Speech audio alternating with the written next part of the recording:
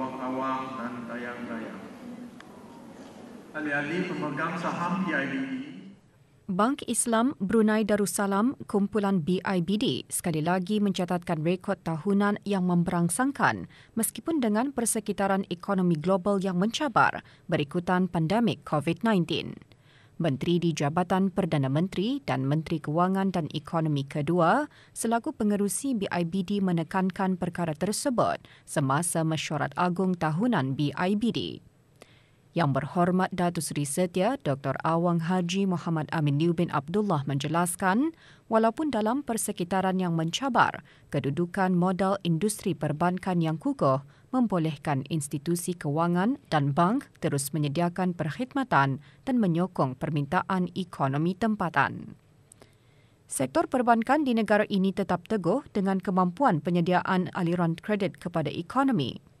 Mesyuarat berlangsung di The Empire Brunei.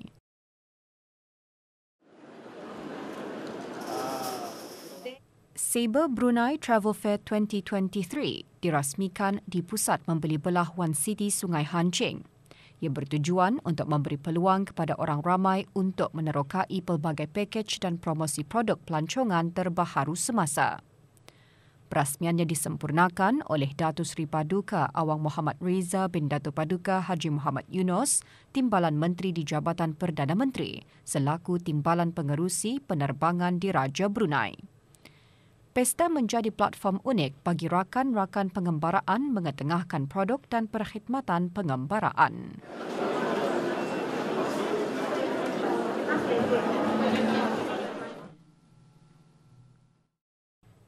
Pameran Green Horizons Tourism and Sustainable Investments sempena Hari Pelancongan Sedunia dirasmikan di Galeri Kebudayaan dan Pelancongan Kampung Air. Perasmiannya disempurnakan oleh Dayang Hajah Tutiati binti Haji Abdul Wahab, Setiausaha Tetap Kementerian Sumber-Sumber Utama dan Pelancongan. Tahun ini, pelancongan dan pelaburan hijau merangkumi amalan lestari dalam industri pelancongan. Pameran melibatkan 9 buah agensi, antaranya Taman Ekoponis, Atmosphere BN dan Roda Impian Cruise.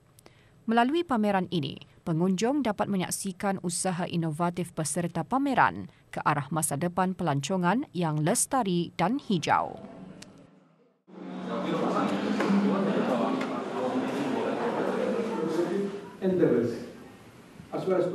Kumpulan pertama Program Mobiliti Latihan Pendidikan Teknikal dan Vocational ASEAN Republik Korea yang diadakan selama 3 bulan berakhir dengan majlis penyampaian sijil.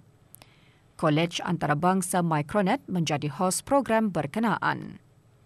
Dr. Awang Haji Muhammad Zamri bin Haji Sabli, Ketua Pegawai Eksekutif Institut Pendidikan Teknikal Brunei IBTE dan Pengarah Pendidikan Teknikal dalam ucapannya pada majlis penutupan berkata, beberapa tahun kebelakangan ASEAN menjadi rantau yang berdaya saing sekaligus menggambarkan permintaan tenaga kerja berkemahiran. Justru pelaksanaan program mobiliti adalah tepat dengan objektifnya mengukuhkan bidang teras program TVET ASEAN untuk mengurangkan jurang dalam kecekapan pekerjaan.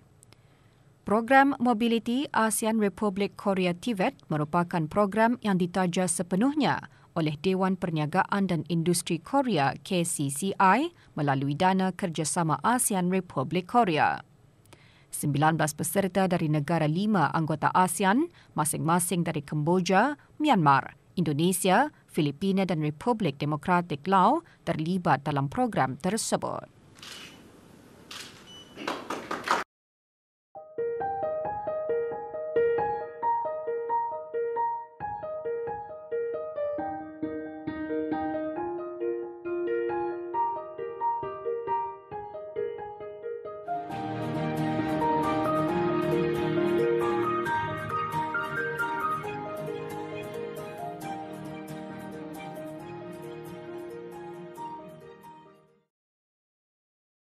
Berpengalaman sebagai barista pada tahun 2013, Dayang Nurazimah binti Haji Muhammad Effendi mula berjinak-jinak mencuba berniaga pelbagai jenis kopi di rumah beliau secara dalam talian melalui Instagram pada tahun 2020.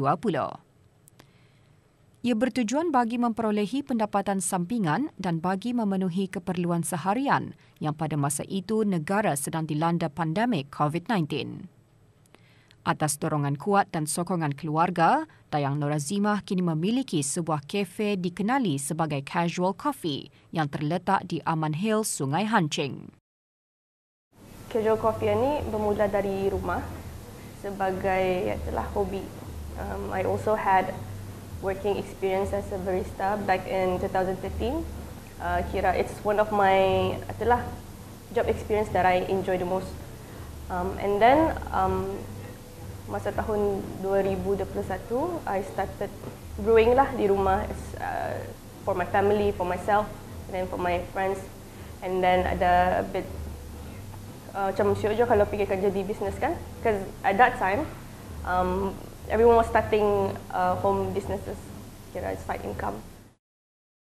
Terdapat hampir 20 kopi yang tersedia di Casual Coffee yang mana penyediaannya dikendalikan oleh para pekerja tempatan yang berpengalaman. Beroperasi setiap Selasa hingga Ahad, mulai 9 pagi hingga 5 petang. Casual Coffee menyediakan kopi-kopi yang diimport luar negara yang diperolehi di syarikat yang terpilih di negara ini. Kami menyediakan pelbagai jenis kopi daripada black, white, flavoured latte. We also sell tea, flavoured tea like such as iced peach tea, iced wildberry tea, and then we also have matcha latte. We have a few signature drinks such as mocktail and cocoa butter latte.